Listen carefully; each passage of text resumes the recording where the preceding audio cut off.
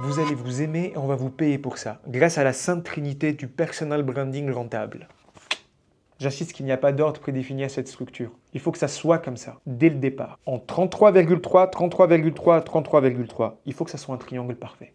Le tout forme un 100%. On a d'abord une confiance en soi, à ne pas confondre avec de l'arrogance. Une conscience de soi, savoir qui on est, nos forces, nos faiblesses, pouvoir s'optimiser, savoir où aller. Ça, c'est hyper important. Les gens ont besoin de boussole, pas de girouette. Et pour finir, et c'est très important, une certaine vulnérabilité. Et je n'ai pas dit fragilité. Il n'y a pas de fragile ici. Un petit chat qui est en train de miauler, on a envie de le prendre dans ses bras et tout ça, c'est fragile, on a envie de le protéger. Une vulnérabilité, ça serait Mike Tyson dans la rue tout seul en train de manger une boule à vanille. On a une certaine tendresse pour ça, ça passe. Cette trinité est hyper importante parce que s'il y a un élément qui manque, tout s'effondre. C'est un peu comme ce que je vous ai mis là, ça c'est un tabouret, un trépied. Si on a un qui s'effondre, le tabouret s'effondre. Dans notre cas, s'il n'y a plus de vulnérabilité, on sera juste quelqu'un d'arrogant. Les gens n'aiment pas ça. On a besoin d'être accessible, d'être un peu comme tout le monde. Et tout ça va donner quoi?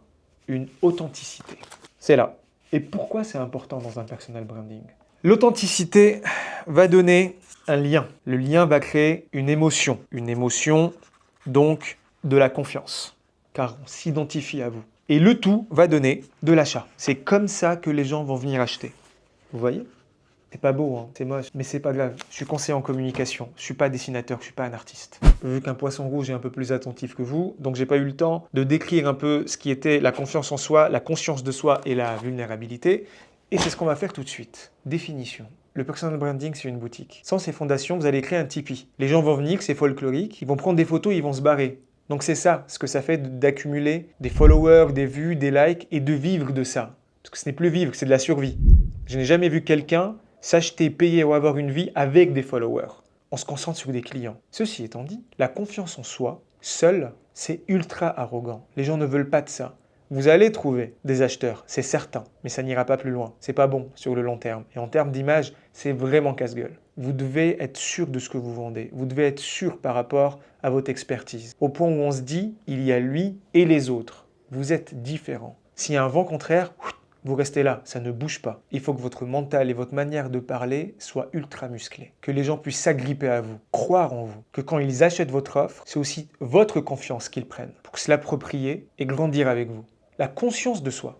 Nul n'est parfait. Et commencer par ça, c'est être presque parfait. Il y aura toujours quelqu'un de plus beau que nous, de plus fort, de plus intelligent, de plus riche. Il y aura même des gens qui, sans effort, ils auront 100 fois ce qu'on a. Et c'est pas grave. Le plus important, c'est nous par rapport à nous. Tu es qui? En quoi tu es bon? En quoi tu es moins bon? En quoi tu es dégueulasse? Et comment faire pour optimiser chaque étape? C'est ça qui est important. C'est pas une question de meilleure version de soi, non. C'est une question de version originale. Qui tu es réellement? Et une fois que tu sais qui tu es, tu pourras aussi aider les autres à être qui ils sont. Et pour finir, et c'est là que beaucoup d'entrepreneurs la confondent avec fragilité, c'est la vulnérabilité. Être vulnérable, c'est de ne pas avoir peur de dire que vous vous êtes trompé. C'est de ne pas avoir peur et d'assumer que vous avez fait des choix, mais qui n'étaient pas les meilleurs. Que sur votre chemin, tout n'était pas lisse. Qu'il y a eu des hauts, qu'il y a eu des bas et même des très bas. La vulnérabilité, c'est de montrer ses cicatrices et de jamais montrer ses plaies ouvertes. Confondez pas. Parce qu'effectivement, il y aura des gens qui vont se servir de vos douleurs contre vous. Ça, c'est les plaies ouvertes. On ne les montre pas, on les garde pour nous. C'est pas le lâcher de ballon. Le pantalon, on le laisse, il est bien fermé, il ne tombe pas. Et les cicatrices, les stigmates de la vie, c'est beau. Il faut les montrer.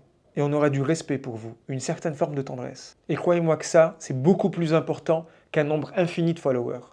Donc on voit sur Reel à une personne qui confond follower et client, et personal branding et création de contenu dans le vide. Arrêtez de vouloir attirer de l'attention sur vous, juste pour l'amour de l'attention. Sinon faites caca dans les pots et les gens vont vouloir venir vous voir, hein, vous inquiétez pas. On n'est pas là pour ça. On vend une expertise en or. Donc dites-moi en commentaire quel est le critère des 3 qu'on vient de voir avec lequel vous avez le plus de mal. Et je vous répondrai, je vous conseillerai pour trouver votre version originale. A tout de suite!